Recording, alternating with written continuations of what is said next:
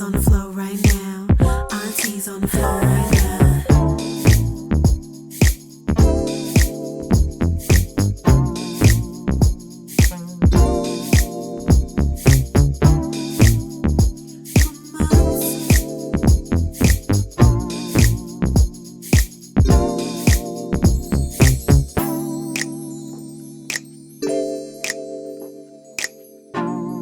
That you could achieve even though you didn't speak English?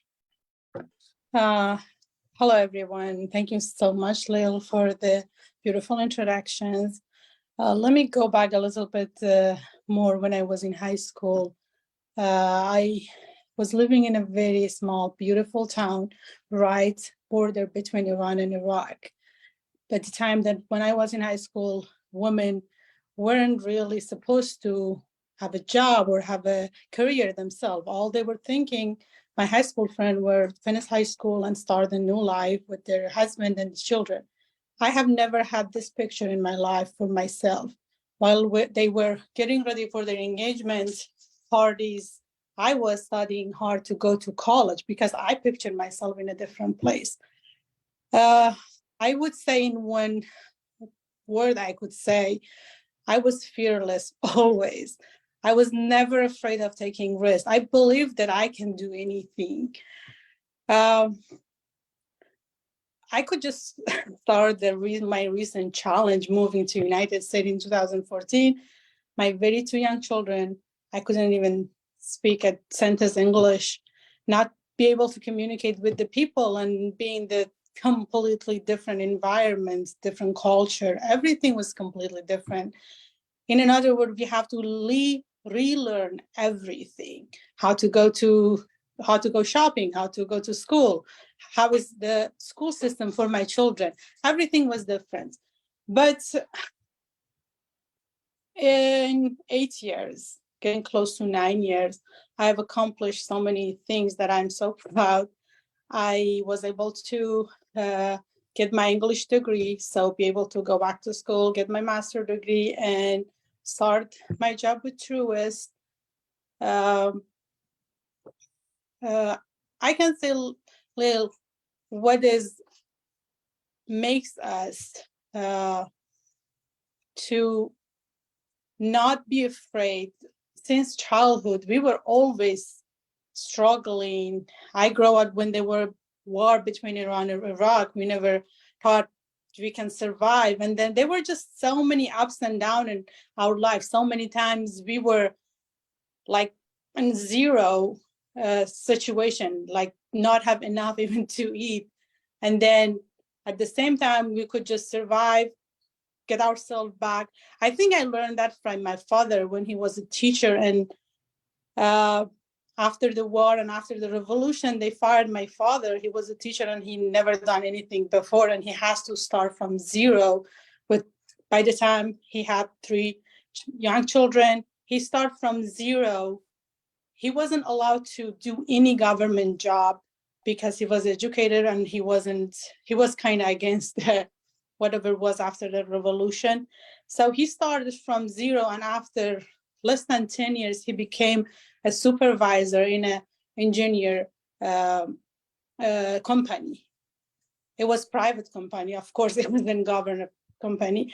I could remember him every night staying up late and studying and reading about the new job that he was trying to get himself, because he started from a worker, like a regular worker, and then he became one of the main supervisor in the company. So I have seen that, I believe, in many of the people around me in my family. We never were afraid of failing because we always get up and start again. I like that. I like that very much. Thank you for sharing that. I want to take that and move that into facing money issues. And you are very much of an educator. And so when we talk about being willing to face money issues, people that are wealthy, at one time, they had to face their own money issues, or they become wealthy enough where you have someone that looks after your money. But what I've learned is even with wealth, you still have to keep a pulse and you still have to know. And you're very good at educating people to saying, you need to make sure that you're watching over your money. How would you help, especially women that are going through financial challenges, that may be a little bit afraid, maybe there's some resistance to understanding how their money is working, or the fact that they may not have enough, they may think it's hopeless. How do you suggest that women face their money issues so they can start developing wealth, even if it's a small piece? I believe managing their budget, meaning every time compare their earning and their spending, so they know how to, they know how to manage, they know how to spend. When I know how much I'm earning, I can rely on how much I'm earning for my spending. So I would always say, look at what you're earning every month, look at what you're earning, and try to plan on your spending. Train yourself that you don't have to always buy what you need. I mean, sometimes when you have more money, you might want to spend more, but it's all depends on training your mindset about spending. Because unfortunately, I don't know, should I say unfortunately, but at the world that right now we're living, it's all about spending. No matter how much money you earn, you're just spending it without even thinking about what you're spending. Do I actually need to spend all this money? Do I need all of things that I am paying for? Do I really need, I don't know, 100 of shoes and clothing and so many more? Do I really need that? So I really like the idea of just, think about what I need more than I just want, because we want so many things, but that is not right to just whatever you want in term of spending. I mean, in terms of buying, whatever we want, we just go ahead and buy. I understand.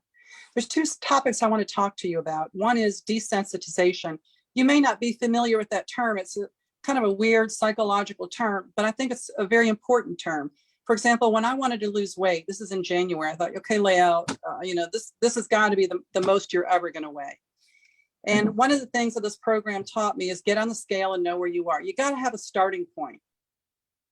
So I didn't want to do it. And I put it off. Well, maybe I'll have my buttered popcorn tonight and I'll start Sunday. Well, no, maybe I'll start Monday. But Monday morning, I jumped out of bed, threw all my clothes off and jumped on the scale. I'm like, whoa, that is not what I expected to see. And so they ask you to weigh yourself daily just to desensitize yourself to the scale and what all the emotions that it brings with it. How would you use that concept of people facing their money, like opening their bank accounts or looking at their statements or going in to see their banker? How would you use that concept of desensitization in regards to money? I don't agree with checking your weight every day or checking your bank account every day. I would like to set up a goal, and then you can start with the short-term goal, just the weekly.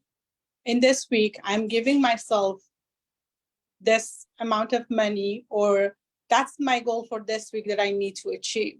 So after end of the week, you can go back and see if you were able to meet the goal that you set up for yourself. I like that. Have you ever heard the concept, Nagar, that you take yourself wherever you go? I want to share a little bit about that, and let's apply it to what you teach your clients. I have someone that she bought a building and she renovated it. It's a fairly large building, and she renovated it. And she thought that when she renovated that building, filled it up with tenants, then she would relax and be happy. That never happened. The building is full. She's not relaxed and she's not happy. She bought a house on a river. She just told me last week, it's too busy on the river. I think I'm going to move to the country. And so I see people that have money issues. They want wealth, but they're not willing to do the steps. And I call it deferred joy, or let's say deferred wealth. It's the small steps that build wealth. The house in the mountains isn't going to change her perspective on joy. And so that joy is deferred because she thinks that by moving to the mountains and get rid of the tax bills that go with the big property and her house on the river that seems to be busier now, that she'll finally find that joy and happiness. And I think that I see people, I don't know about you, James, that think, well, wealth is for other people.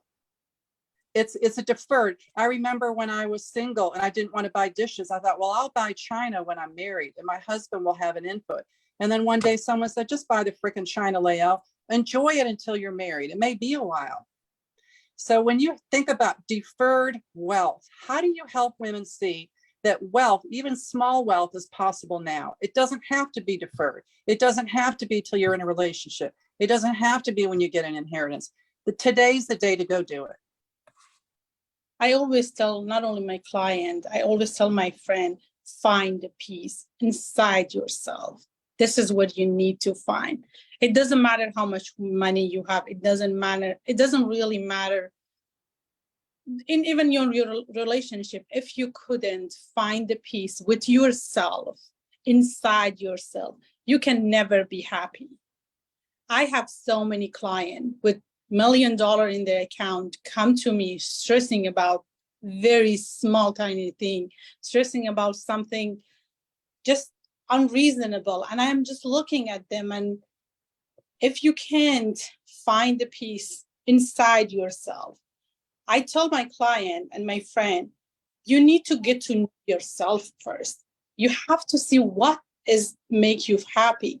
Unfortunately, because of all this social media and advertising, they defined happiness in a very different way. They define happiness if you have large houses, boats, I don't know, cruises, travel all around, that makes you happy. That is not what makes you happy. If you know yourself, you're the only one knows what makes you happy. If you're happy, if you get to the point, you will be happy with everything. Even if you have nothing, you still will be the happiest person, because this is how you, inside you, how you feel. It honestly, I have seen so many people, you have seen so many people with lots of money, but their mindset is just seeking for more and more and more. And that never let them to be happy. That never let them to be in the place of peace and happiness. We need to get to know ourselves. We are the only person know what we want, what is that makes us happy. Don't let anything else, don't let social medias, don't let people around us tell us what makes us happy, because they don't know us. We are the one who know ourselves, and we know what makes us happy. So look for that, and definitely is much easier to get to that happiness than looking it around between the people and between what people suggest to you. And like, no, I appreciate that. We have about 10 more minutes with you. And James, I want to turn it over. If you would reflect and comment on her initial statement, Nagar's statement, which said, I pictured myself in a different place.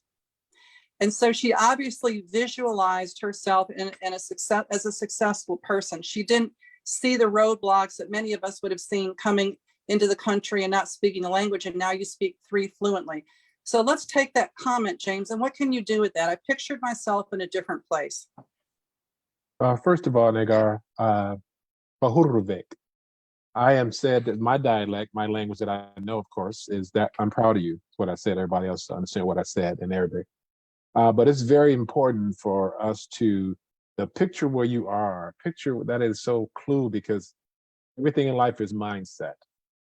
I say that because I had a client going through stress, and I had them go outside and put a lawn chair in the yard and actually pray in the rain.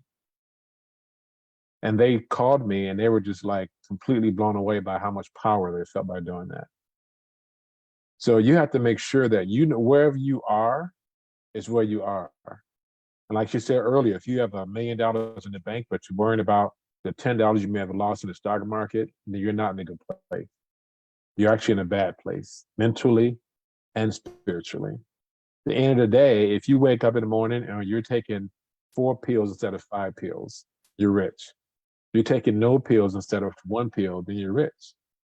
You walk in there, your refrigerator especially I tell people all the time, is you have to visit another country to understand how spoiled we are. And when you go someplace and you realize that, wow, my refrigerator actually is full, my water actually is running, and I can actually drink it without dying, without getting, a parasite. So those things you have to be really cautious of what you have and not to be wanting what others have. The key, she said also, again, is going back to picture where you want to be. I have a lot of friends in the Middle East, and what she's saying, we underestimate and we don't really understand the level of what she's saying, and that's fine. But unless you understand the culture, it is literally not a matter of somebody's mad at you. It's a matter of somebody taking your life. It's a whole nother conversation. There's some things that she's done, some things, even coming here in that particular culture, you'll find is that someone would have came over here and thought it right to do something to her as well. It's not about just catching her at home. It's about, well, I'm going to go over there and take care of this for our faith. But it's very important to know that that self-drive is something that you have to hold on to.